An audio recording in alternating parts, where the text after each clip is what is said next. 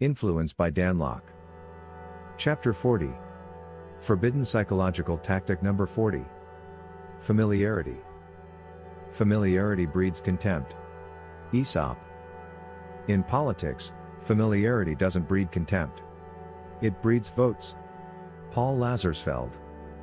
Just like in the political arena where Americans once cast their vote for a monkey because his name was one they had heard often, being a familiar face on the web is a positive, not a negative for your business. I know you translates into "I trust you," the three most beautiful words that a marketer can hear. As many new companies find out, sometimes too late to save themselves from self-destruction, the internet is not a level playing field. No matter how good a product or service might be, people are much more likely to buy Coca-Cola than Widget Cola, a brand name that they've never heard before. Even if they aren't familiar with the exact product, consumers will still buy what's familiar. Let's do a little test, no grades, that will demonstrate this. Imagine someone shows you three identical white boxes and tells you that you must choose one for your company, and that your superior will evaluate your choice. White box number 1 has a generic no-name label. White box number 2 has a label that says widget made. White box number 3 has a Sony label. Okay, make your selection. Did you choose Sony? Of course you did. Because even though you know nothing else about your purchase, you're familiar with the brand name Sony. Locked and loaded insight. Would it matter if you knew the product inside was something other than electronics? Probably not. The Sony brand is well established, which makes you confident that if you're dissatisfied, Sony will make good with a refund or exchange if needed. Brand new. Brand you. If you are a startup company trying to promote a new or superior product, you're definitely at a disadvantage at first.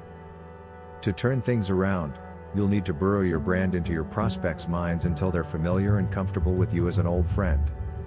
One way to accomplish this is to model your website on the archetypes of the industry in which you are competing. Archetypes are the originals that took the big boys millions of dollars and thousands of hours to create. The good news for you is that you don't need to invent or reinvent the wheel, or the archetype. You can just take advantage of it. Don't be a copycat. Your goal is to be similar enough to your big league competitors to make you familiar to consumers, but different enough to brand your site as new, unique, special, and better.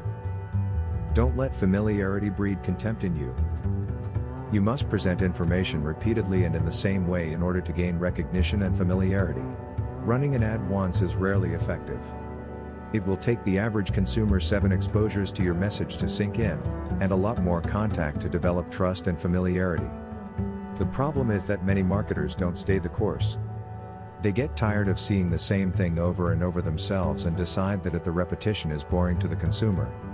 They change the look and content of their sites without realizing that the consumer isn't bored at all.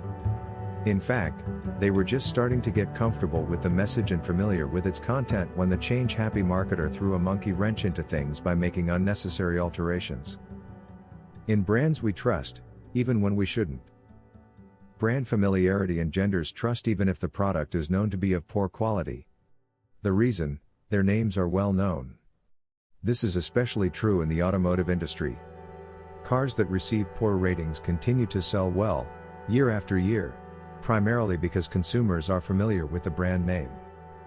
To some people, a sense of familiarity is a stronger buying factor than common sense. That's because most people trust the devil they know more than the devil they don't know, even if he's making a heavenly offer.